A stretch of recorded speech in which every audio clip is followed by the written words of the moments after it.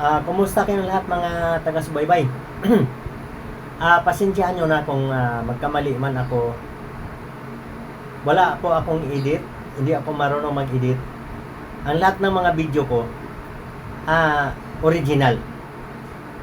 At maraming salamat sa mga follower ko, original din. Kaya po, maraming salamat sa inyong lahat. At nag-post na ako sa picture. Yung mga nakakilala sa akin, alam nyo na kung bakit masaya ako ngayon. Mga kaibigan, ito, papakita ko. Palibasa hindi ko marunong mag-edit. Yan po, pakitingin po. Yan. Sana ba? Nabasa ba? Monetize na po ako sa, ibig sabihin, content monetization sa Facebook. Ibig sabihin lahat na po aprobado na po tayo. Kasi dati ads on reel lang ang aking nakuha. Kaya po 3 taon na po akong nagtiyatyaga. Hindi po ako sumuko. Alam niyo pag ads on reel, ang kumikita doon yung mga sikat lang. Pero kung tayo na mga pobre, hindi. Kaya po, malaking tuwa ko na na-aprobahan ako ni Meta. Pakita ko ulit. Ayan, ganun ako eh. Hindi ako marunong mag-edit eh. Pero alam nyo ba, ano ba ang sa tingin ninyo? Gusto nyo bang edited lagi? Yung mukha kong butas-butas, pwede ko bang i-edit yan na pakikinisin ko yan? Ayaw ko eh. Ang gusto ko sa mga kaibigan, mga kamag-anak, totoong Jeremias Cumbis. Kaya nga, ayan ang aking mga video. Welcome po sa sa aking page. Jeremias Cumbis din, isa lang. Sana po ma-monetize din ako doon kasi marami po akong plano. Alam niyo, tanongin niyo ako bakit ako nagba-vlog. Sa totoo lang mga kaibigan, hindi na po ako magugutom.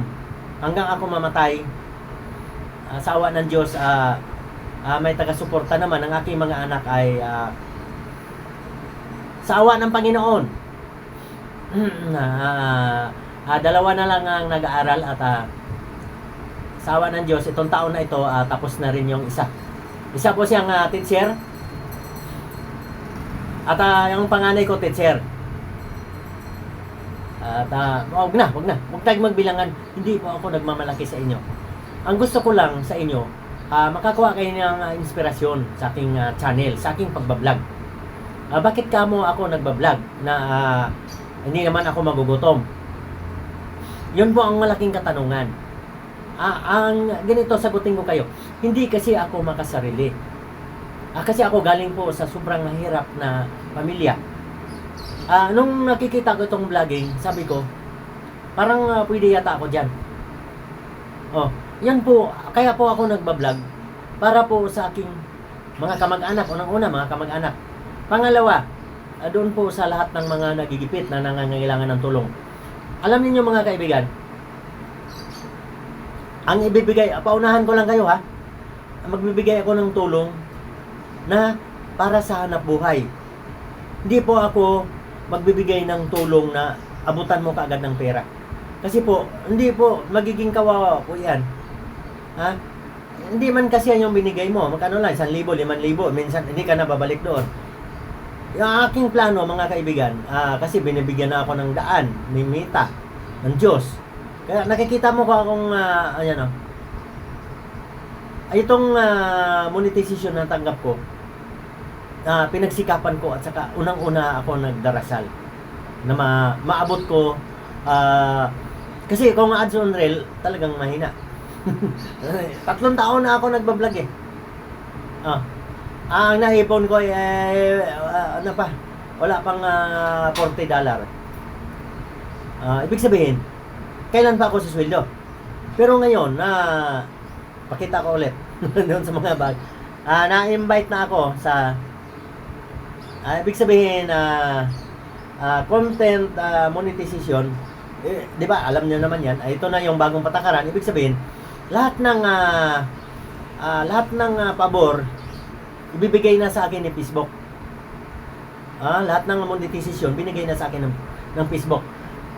Magsa-sign up na lang po. Antay ko lang yung anak ko kasi di ako marunong eh. Ibig sabihin, ang gagawin ko ngayon, alam niyo mahirap talaga kasi alam niyo maliit din ang sweldo.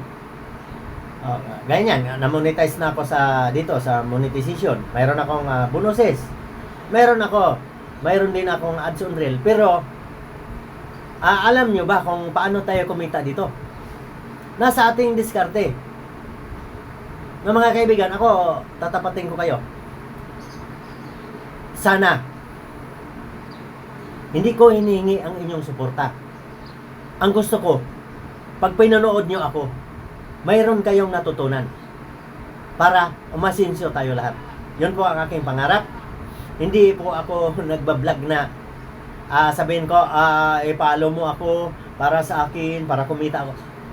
Pag pinalo nyo ako, pag nag-subscribe kayo sa aking YouTube channel, ang ibig sabihin, mayroon kayong nakukuha ang aral sa akin. Maliwanag? Yun po, sana wag pong mawala ng pag-asa yung mga hindi pa na-invite. Ma-invite din tayo. Alam niyo ba, dalawang camera yan naka-shooting. Ito feeds, ito naman sa YouTube. Kaya mamaya i-upload ko yan pag hati-hatiin ko kasi hindi nga ako marunong mag-edit. Kung nakikita niyo yung mga kanta ko, gumagalaw-galaw pa yung kurtina. Oy, yun pala sa kanta mga kaibigan ha. Alam niyo naman ako, lagi ako nagtuturo sa inyo. Karamihan na kanta, kasi ako, mga kanta. Mayroon akong, kompleto ako dyan sa, mayroon akong Smart TV, mayroon ako dyan na, paano kumanta? Sa awa ng Diyos, mayroon din naman akong boses. Siyempre, lahat ng tao may boses. Pero mga kaibigan, itong tuturo ko sa inyo. Ang mga kanta, hindi lahat copyright. Bakit ako na-monetize kaagad sa ads on reel?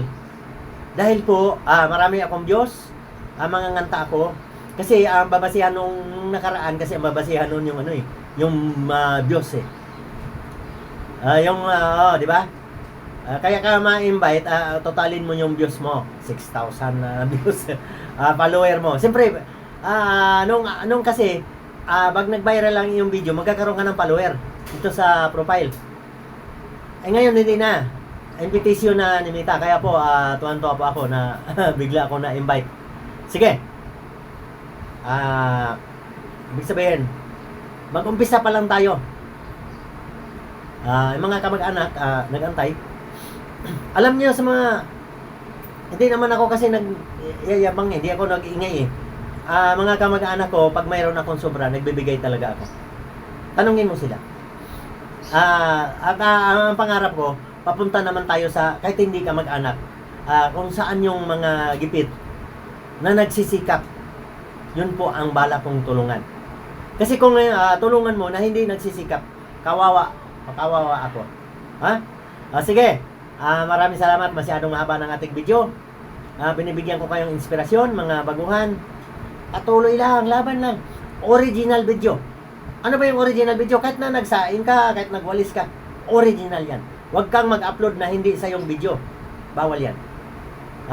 Kaintindihan tayo. Maraming salamat sa mga supporter. Ibabalik natin yan sa kapwa-tao pag tayo pala rin na kumita dito ng maganda. Ingat lang tayo palagi.